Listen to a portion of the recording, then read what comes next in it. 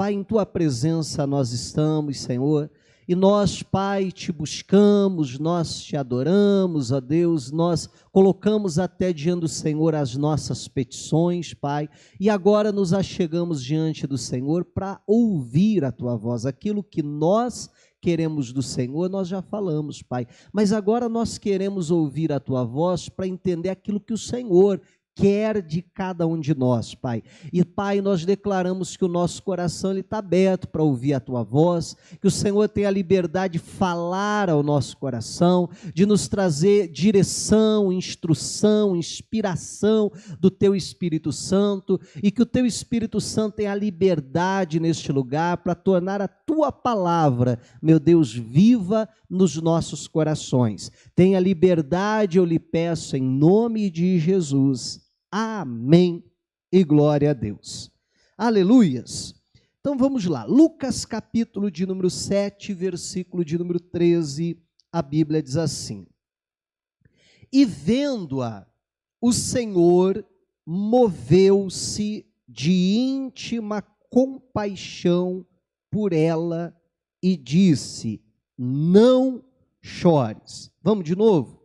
E vendo-a, o Senhor moveu-se de íntima compaixão por ela. Vamos em frente. Lucas capítulo 10, versículo de número 33. Lucas 10, 33. Quando você vai comprar pastel lá no centro, geralmente é 33. Não é assim?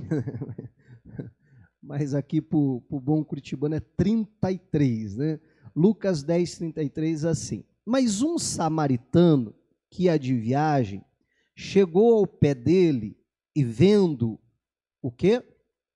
Moveu-se de íntima compaixão. Mateus 14, 14.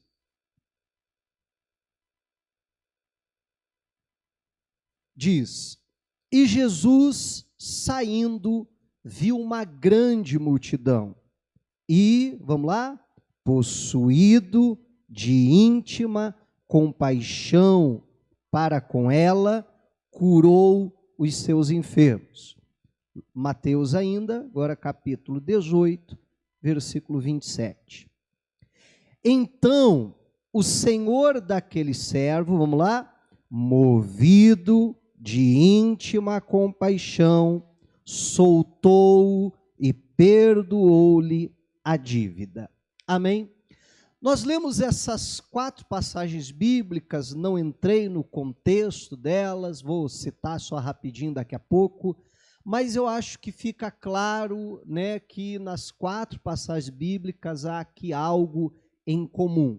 Não só o aspecto da compaixão, né? E compaixão é sofrer com alguém, é sentir a dor de alguém, é ao ver o sofrimento de alguém, aquilo doer em nós, e porque doeu em nós, nós fazemos alguma coisa na tentativa de aplacar aquela dor, e isso é a compaixão.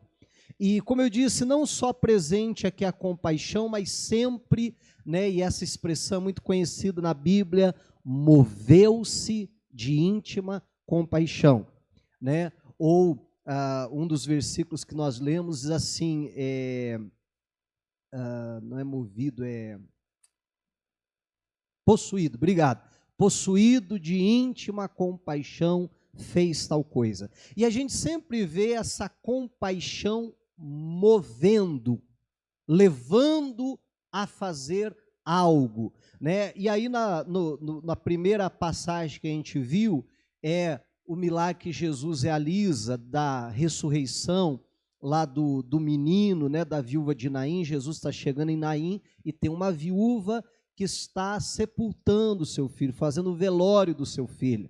E Jesus, então, moveu-se de íntima compaixão, disse a ela: não chore, vai lá, toca no esquife, no caixão, e o menino então ressuscita. Na segunda passagem bíblica, uma parábola que Jesus está contando, ficou conhecida como o bom samaritano. O samaritano dessa história, ele representa o Senhor Jesus, e a Bíblia diz que o samaritano passando por ali, vendo aquele homem que estava caído, que foi roubado pelos salteadores, espancado, estava quase morto, né? Ele moveu-se de íntima compaixão, o que levou ele a ir até lá, a curar as feridas dele e ajudá-lo na sua restauração. Na outra passagem bíblica que nós lemos, de Mateus 14, fala de Jesus se deparando com uma grande multidão e Jesus foi movido, então, pela compaixão e vai lá e cura, então, aquelas pessoas. E a última passagem bíblica que nós lemos, Mateus 18, também uma parábola que Jesus conta, do credor incompassivo, que aquele homem que tinha uma dívida com o seu senhor, com o rei, que representa aqui, no caso, até Deus, e que vai lá, suplica o perdão da sua dívida. A Bíblia diz que o rei, movido de íntima compaixão, soltou e perdoou-lhe a dívida. Então, diante desses textos, né, e de outros que a Bíblia também traz nesse sentido, né, esse termo moveu-se de íntima compaixão, né, e as suas variações, a gente encontra várias vezes na Bíblia, nós podemos concluir que, e foi aqui que nasceu a mensagem dessa declaração, que o que movia Jesus, o ministério terreno de Jesus, o que movia Jesus a curar alguém, a ressuscitar alguém, a perdoar os pecados e assim por diante, suprir até as necessidades, era justamente a compaixão, que hoje eu gostaria de trocar essa palavra aqui, né, por amor. O que movia o ministério de Jesus era o amor. Diante disso, eu penso que surge então a pergunta de hoje, e que a gente vai se ater um pouquinho a isso hoje, que é, bom, se nós já, por esses textos, nós concluímos que o que movia o ministério de Jesus era o amor, a gente poderia chamar assim que o combustível do ministério de Jesus, o que era? O amor. E aí surge, como eu dizia, a pergunta então de hoje, que é o título da mensagem: qual é o nosso combustível? Em outras palavras, o que é que nos move? O que é que nos leva a uma ação? Talvez para ficar mais claro para você entender, o que faz você sair da cama pela manhã? E não respondo o despertador, né? Ou alguns, pastor, a minha esposa que, que me bota para fora da cama. Mas eu acho que você está entendendo a pergunta. O que faz você sair da cama pela manhã?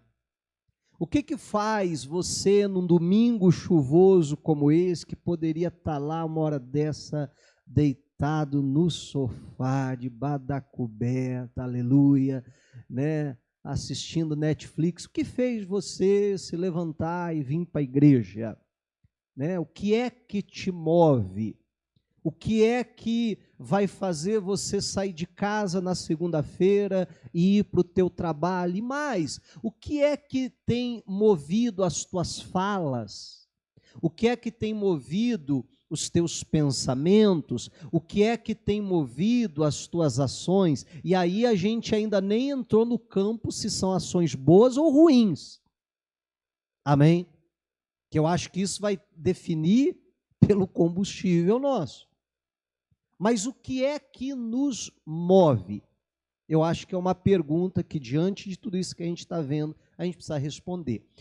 O que movia o ministério de Jesus, como eu dizia há pouco, era o amor. E não só o ministério de Jesus, né? O próprio Deus, o texto áureo da Bíblia, João 3,16, diz: porque Deus amou o mundo de tal maneira que fez o quê? Que enviou o seu Filho amado. Só até aí, tá bom. O que moveu Deus a enviar o seu Filho amado? O que fez com que Deus agisse? Qual foi o combustível de Deus? Você está entendendo o que eu estou falando? O que foi? O amor. Então perceba que o ministério de Jesus, assim como o próprio Deus, ele se move, né, pelo amor. De tal forma que a gente poderia dizer assim que é o combustível, né? Fazendo aí uma analogia com algum carro, com algum veículo, porque o que move o veículo? É o combustível, né? Se o carro acabar o combustível, você vai ter que empurrar, né? Não é assim? Ou ele vai ficar parado, ele não vai mais se mover. E é interessante que hoje em dia, né, o tal do combustível é algo assim que está na boca do brasileiro, se fala muito, até por conta das altas e baixas, né, do combustível. Esse tempo atrás estava todo mundo feliz que abaixou, né, agora começou a subir de novo e tal. Se fala muito, né, de outros meios, né, outros tipos de combustível, por exemplo, o carro elétrico, que já é uma realidade hoje, estão desenvolvendo outros tipos de motores, né, para se mover com outros tipos de combustíveis e tal, justamente na tentativa de se diminuir o uso dos combustíveis fósseis, né, para uma questão de sustentabilidade, uma questão de diminuição da poluição e etc. Então é um assunto que hoje em dia se fala bastante, sim ou não?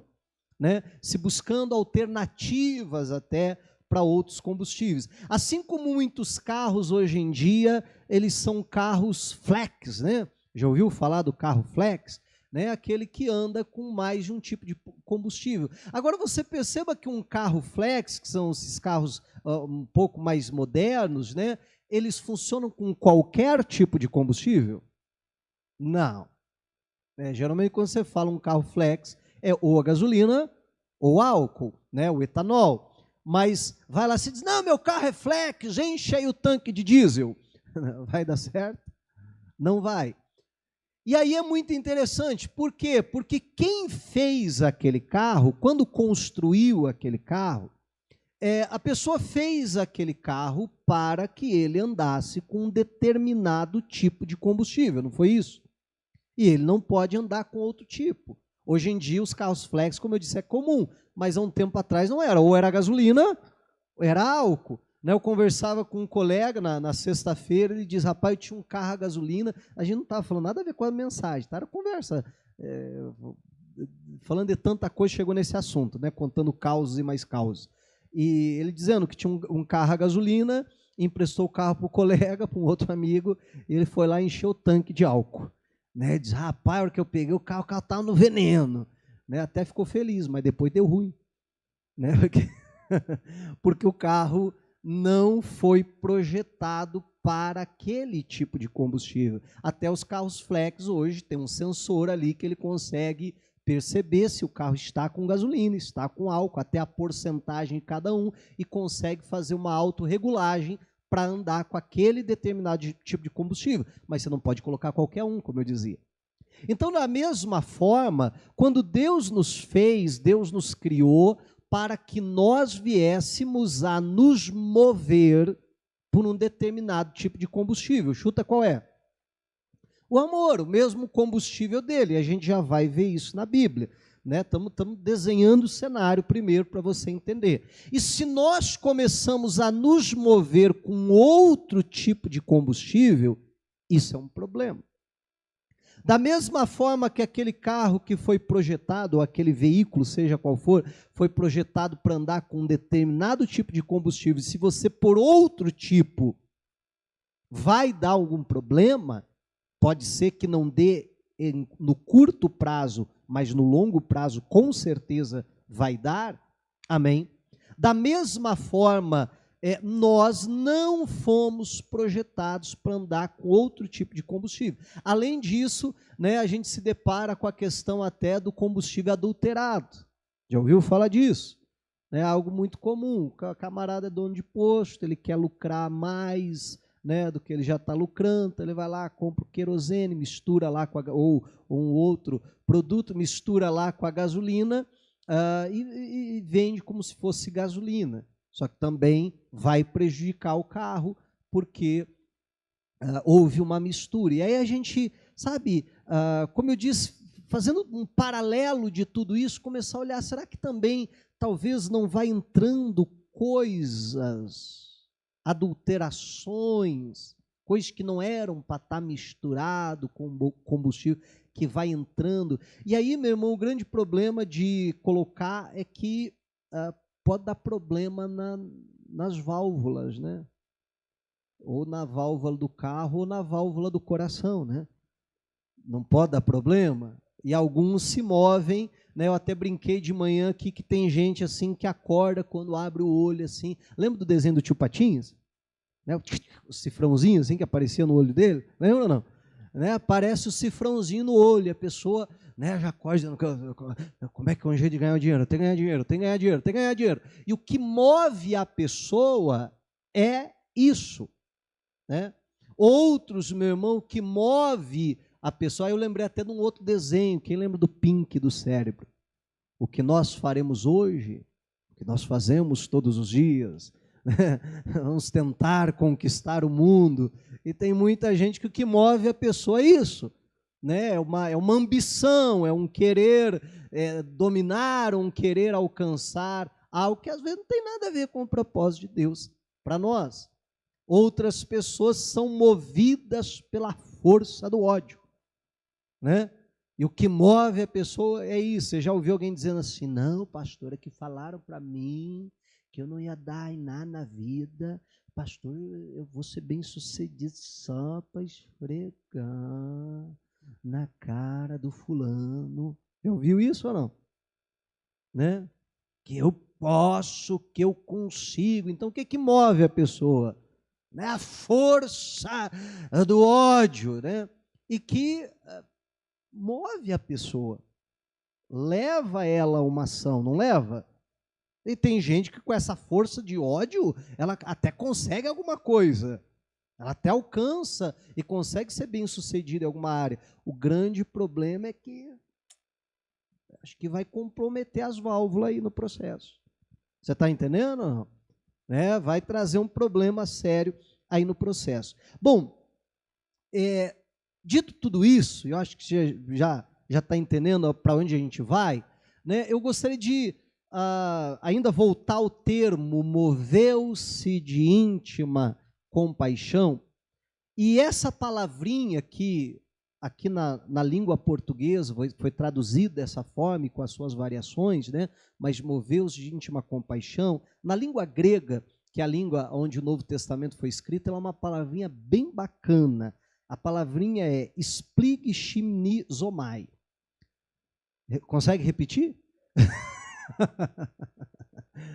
Eu tive que decorar algumas vezes, né? Repetir na frente do espelho para conseguir falar aqui sem enroscar, né?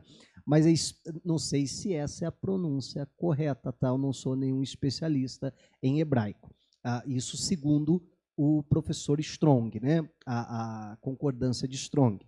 Mas a palavrinha é splagishinizomai. Eu vou soletrar para ficar mais fácil para você, né?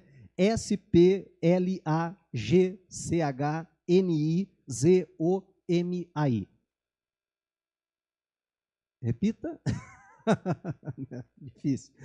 Mas, brincadeiras à parte, só por causa da complexidade, né, da palavra aqui, mas a pronúncia não interessa muito para nós, nem nada disso, mas sim o que ela significa.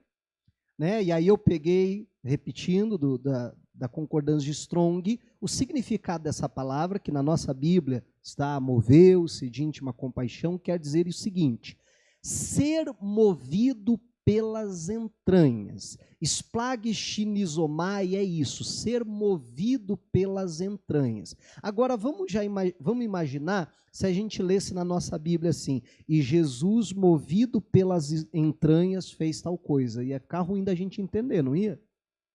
Né? Você ia dizer, como assim? Né? Por isso que foi traduzido dessa forma, e até o Dr. Strong ele explica. Ser movido, daí, né? Por isso que foi feita essa tradução, daí ser movido pela compaixão, ter compaixão, pois se achava que as entranhas eram a sede do amor e da piedade. Não faz muito tempo eu comentei até sobre isso, que na antiguidade se imaginava as entranhas como a sede dos sentimentos, do amor e tal, e hoje em dia, né, se pensa que seja o coração que é a sede dos sentimentos, mas na antiguidade eram as entranhas. Então, você perceba que o próprio termo spligischi-nizomai quer dizer o quê? Algo no seu interior que lhe move. Amém? É disso que a Bíblia está dizendo. Algo no seu interior que te impulsiona, que te leva a fazer algo. E muitas vezes nós fazemos algumas coisas, na verdade, a maioria das coisas que a gente faz, por exemplo, é por costume. Algumas até por instinto mesmo. E tem muita coisa, se alguém te perguntar, mas por que você faz isso? Nem você não sabe explicar por quê, verdade não é? E provavelmente você vai dar uma resposta mais ou menos assim, mas eu sempre fiz isso. Não é assim? Então a pessoa vai fazendo aquilo por costume. Eu não estou falando necessariamente disso. Mas sim quando algo do nosso interior, você está entendendo? Né? Nos impulsiona a fazer algo. E aí vem justamente a pergunta de hoje. Então, o que é o nosso esplagischi-nizomai? Dei até uma enroscada agora. O que é aquilo que lá do nosso interior nos leva a uma ação, nos leva a fazer algo, poderia chamar, nos motiva, que é o motivo da ação, motivação é o motivo para uma ação. Então, o que é que nos motiva, que nos impulsiona, o que é o nosso combustível? Amém? Precisamos olhar para dentro de nós, fazer assim uma introspecção, que é você olhar para dentro de você e dizer, poxa vida, o que me move? Aquilo que eu falava há pouco, sabe? O que faz eu levantar da cama pela manhã? O que faz hoje, né, durante todo o dia, o que levou você a tratar o teu familiar da forma que você tratou? E repito que eu não estou nem entrando na questão se você tratou bem ou mal. Amém? Mas se você tratou ele bem por quê? Se você tratou ele mal por quê? O que é que te impulsionou a agir daquela maneira? Pastor, é que ele me irritou, pastor. Eu perdi a paciência. Você está entendendo? Aí alguém diz, pastor, foi algo mais forte do que eu. Eu tentei me controlar, mas não consegui. Já ouviu isso? Já ouviu não, né? Já falou isso? Vai ficar mais perto da gente, hein? Sim ou não? Então nós precisamos, repito, parar para analisar qual tem sido o meu combustível. Como nós já falamos antes, eu penso que é claro que Deus quer que a gente trabalhe, porque Deus nos criou, e Ele quer que a gente funcione com o mesmo combustível dele. Aí já falamos, que é o amor. Mas só para ficar claro, a gente está em Mateus 18, vamos para Mateus 22 agora, versículo 35. Mateus capítulo 22, versículo 35, diz assim: E um deles, doutor da lei, interrogou para o experimentar, dizendo, mestre, qual é o grande mandamento da lei? E aí esse registro está em Mateus, em Marcos e em Lucas, e cada um registrou de uma forma. Um colocou como se a pergunta foi, qual é o primeiro mandamento? Outro, qual é o maior mandamento? Aqui, qual é o grande mandamento? Todos eles no mesmo sentido do grau de importância, do primeiro, do mais importante, do grande mandamento. E aí Jesus responde assim, e Jesus disse-lhe, amarás o Senhor teu Deus de todo o teu coração e de toda a tua alma e de todo o teu pensamento. Este é o primeiro e o grande mandamento. E o segundo, semelhante a este, amarás o teu próximo como a ti mesmo. Desses dois mandamentos dependem toda a lei e os profetas.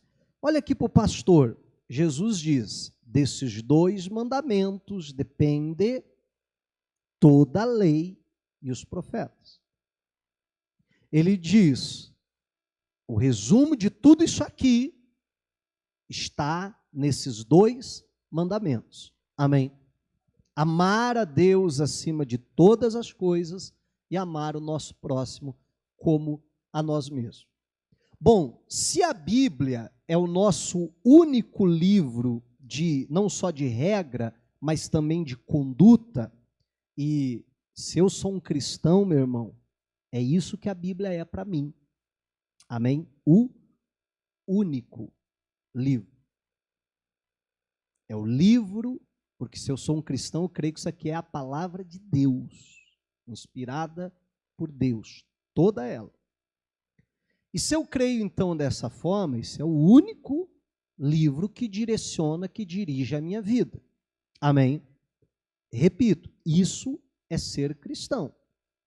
Se eu creio de qualquer outra forma não ser isso, me desculpe falar a verdade, mas você não é cristão, é outra coisa. Pode ser um religioso, pode ser, sei lá, inventa algum nome aí, mas não dá para ser cristão. Bom, se a Bíblia é o nosso livro de regras, de condutas, e esses 2 mandamentos aqui resumem tudo que está aqui, eu acho que não é difícil da gente concluir que o que Deus espera que seja esse spliguishi nizomai na nossa vida, até o final do culto você vai ter decorado. O que Deus espera que seja o nosso combustível para ficar mais fácil, aquilo que nos move, seja justamente o amor. E sabe o que é interessante aqui? É que são 2 mandamentos. Mas você percebeu que esses 2 mandamentos são direcionados a 3 pessoas.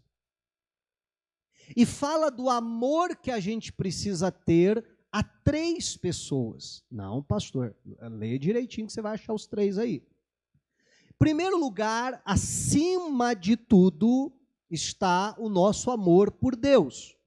Isso precisa ser, né, o número 1, aquilo que nos move. Segundo lugar, o nosso amor pelas pessoas, ou pelo próximo, né? Mas o próximo, às vezes, como assim próximo? Né? Foi a dúvida até que surgiu neles, e aí Jesus tem que contar a parábola justamente do samaritano, que a gente leu há pouco, para explicar sobre isso. Mas então amar as pessoas, não só a nossa família, ela também. Até porque geralmente ela que está mais próxima, né? Mas amar todas as pessoas e indistintamente, até a parábola que Jesus conta, alguém de uma outra nacionalidade, alguém que a princípio era um povo inimigo, os samaritanos e os judeus, mas era a bola da vez, era o mais próximo, era aquele por quem ele podia demonstrar amor, então ele ama aquela pessoa, amém? Então amar as pessoas. Agora, muitas vezes passa despercebido que tem um terceiro personagem aqui que também deve ser o alvo do nosso amor, porque a Bíblia diz, amar ao próximo como a ti mesmo, como nós nos amamos. Então eu preciso me amar, amém?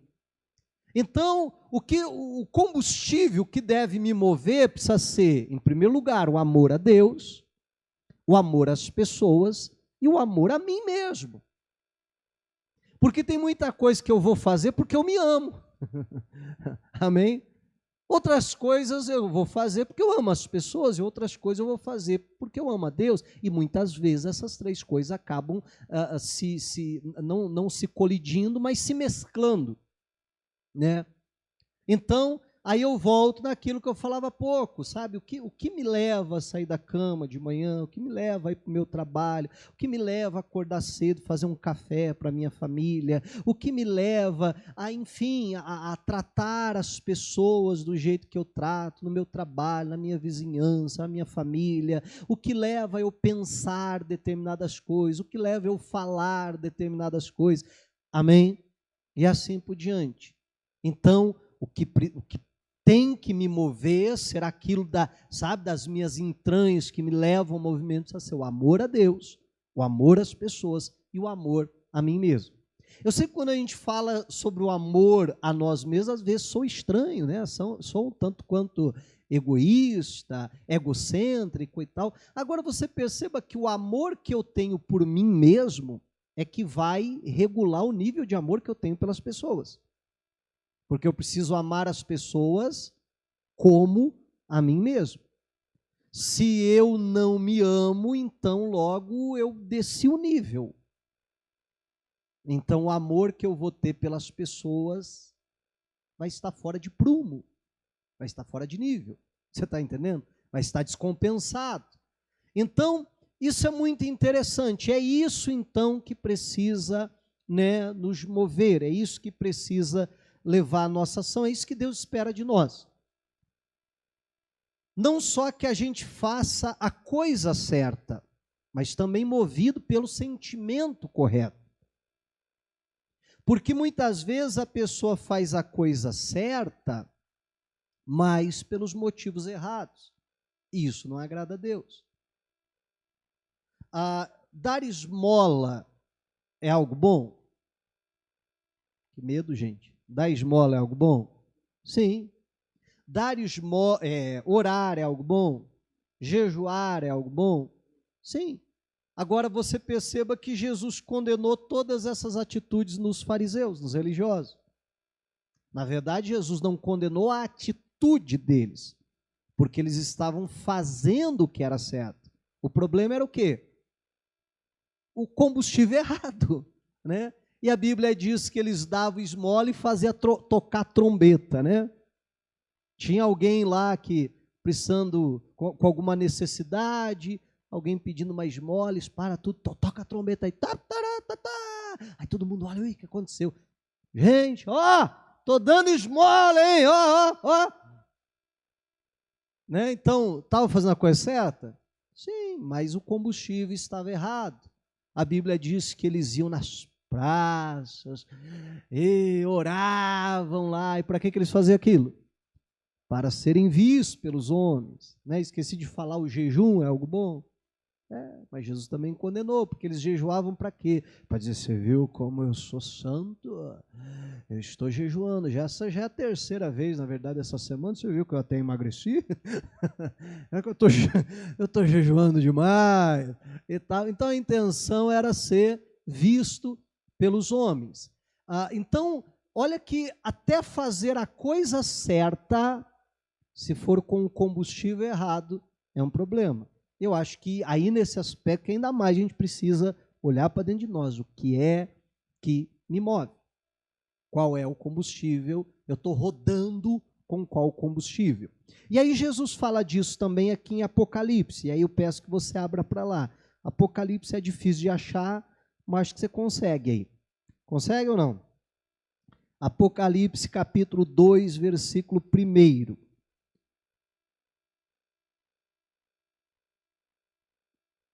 Aqui é Jesus falando à igreja de Éfeso. E ele diz assim: escreve ao anjo da igreja que está em Éfeso, isto diz aquele que tem na sua destra as 7 estrelas, que anda no meio dos 7 castiçais de ouro.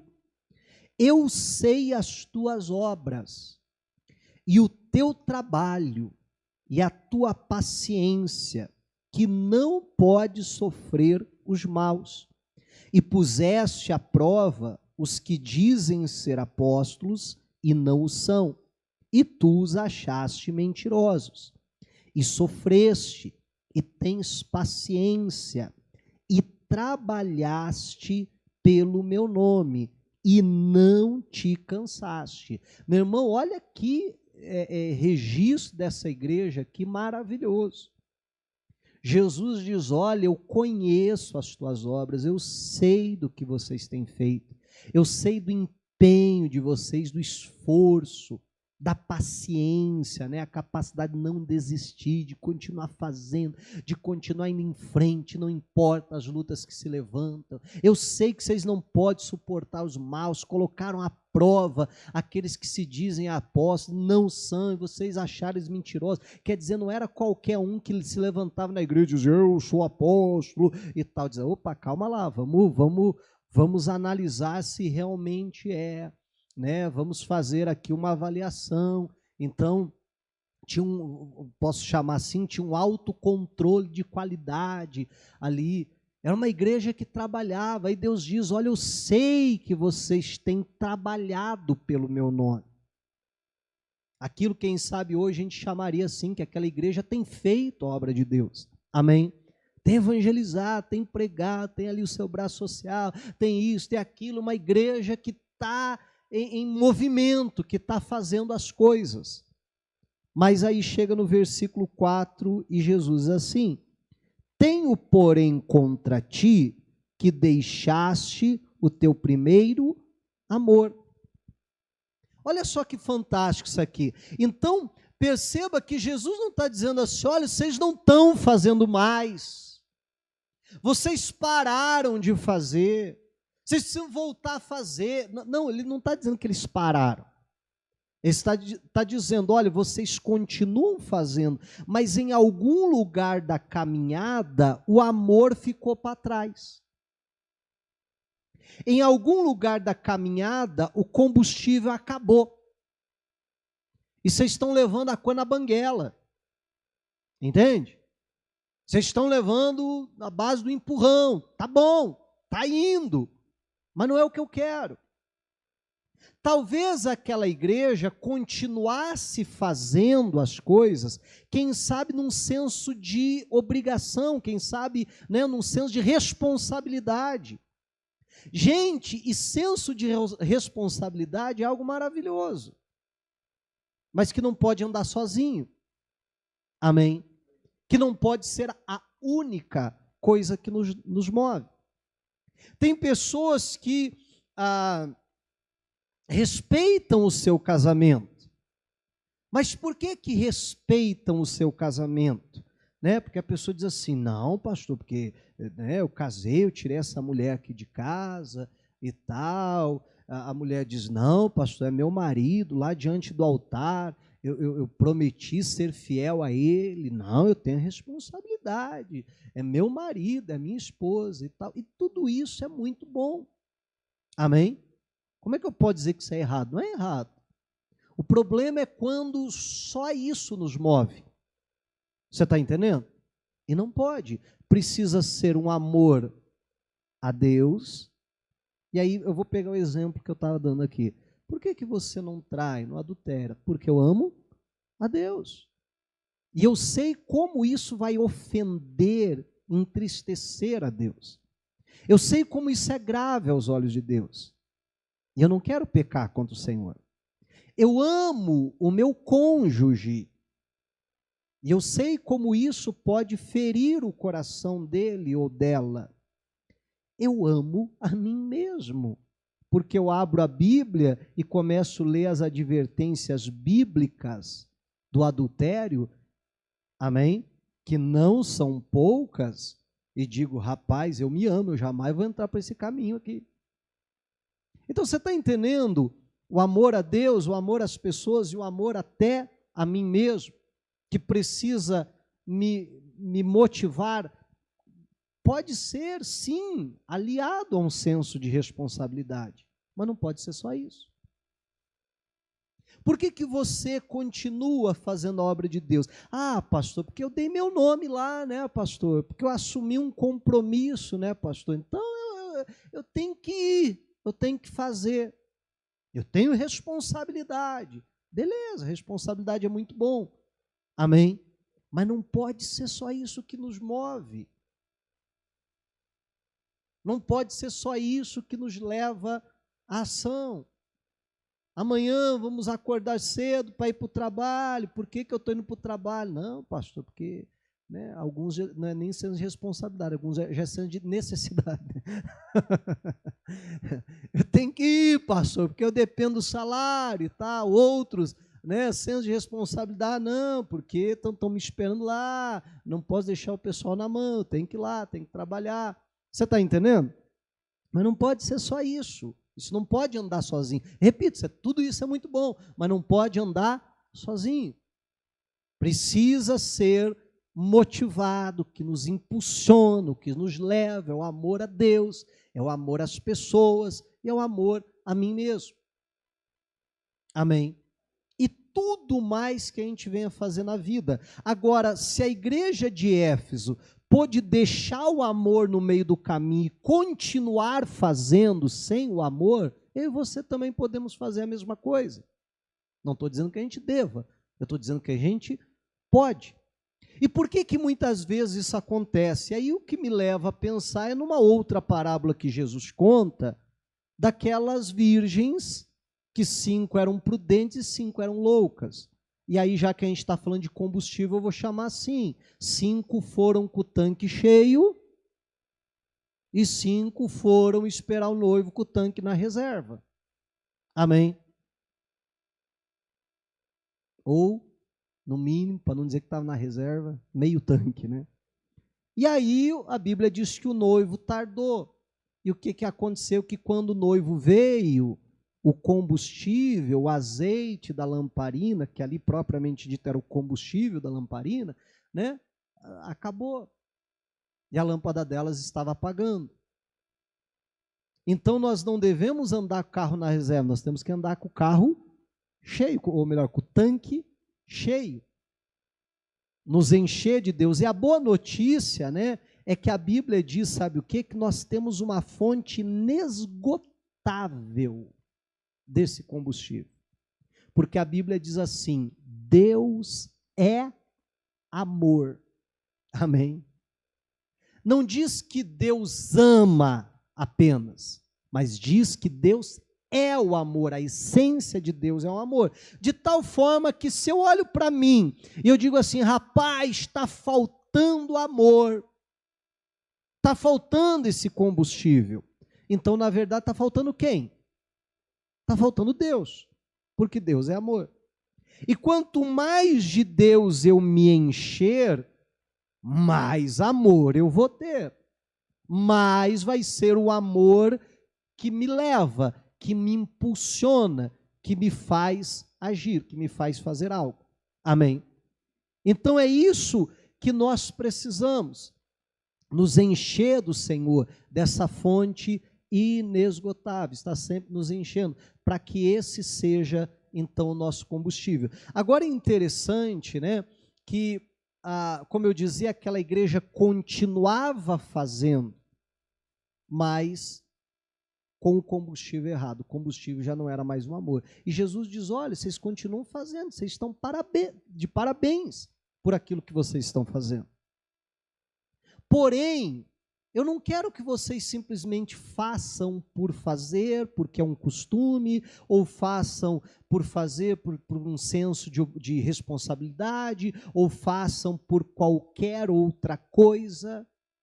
A Bíblia chega a dizer de alguns que pregam o evangelho por inveja. Você já leu isso na Bíblia? Paulo fala sobre isso, que alguns pregavam por inveja. Eu acho que não é um bom combustível, amém, para nos levar a fazer, na verdade, nada, e muito menos a obra de Deus. Mas a Bíblia diz que alguns faziam por isso. Então, o que Deus está confrontando a igreja é dizendo: olha, você continua fazendo, mas isso já não está mais me agradando por conta de ser com o combustível errado. Vocês precisam consertar isso. E como é que nós vamos consertar isso? Aí o próprio Senhor Jesus dá a receita. Qual é a receita que Jesus dá?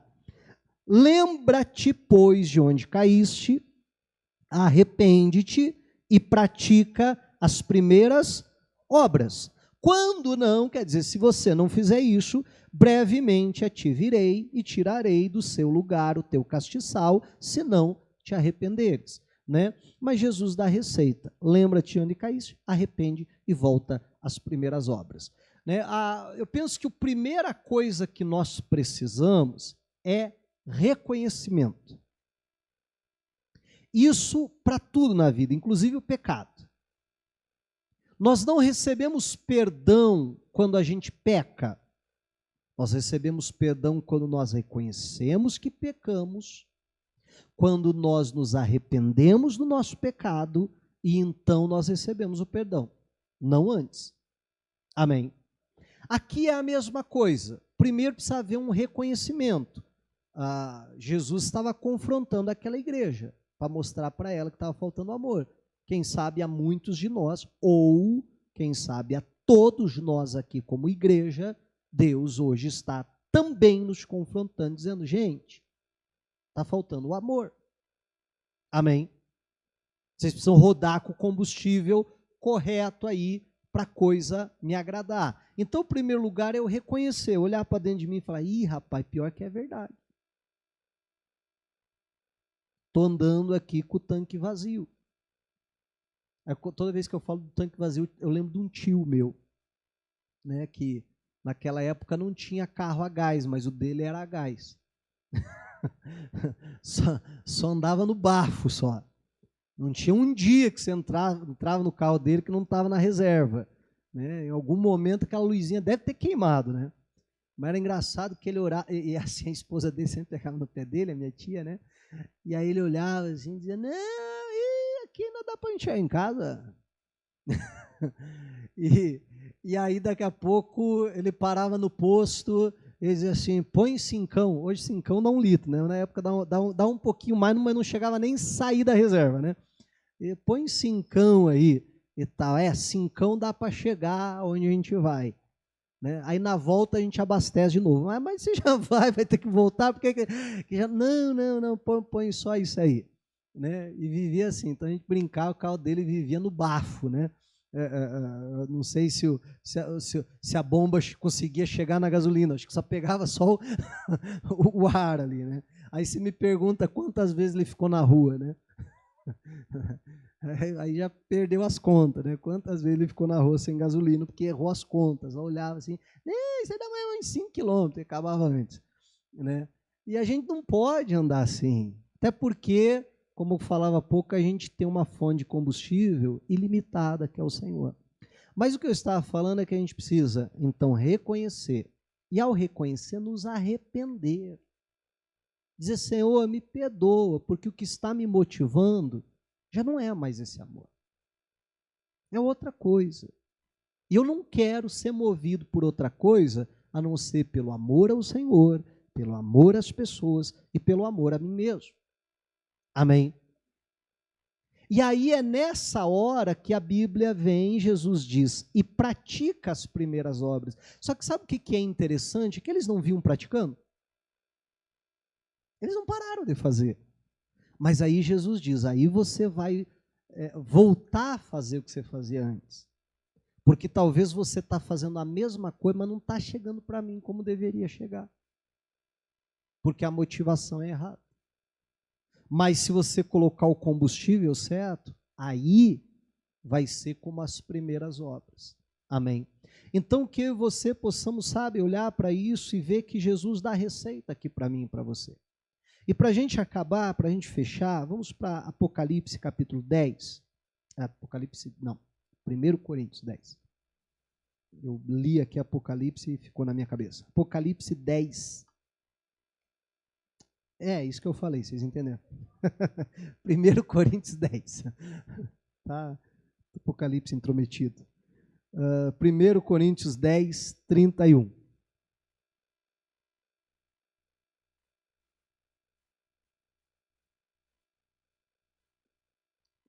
Olha o que a Bíblia diz aqui, ó. Portanto, quer comais, quer bebais, ou façais outra qualquer coisa, fazei tudo para a glória de Deus. Diga a glória a Deus.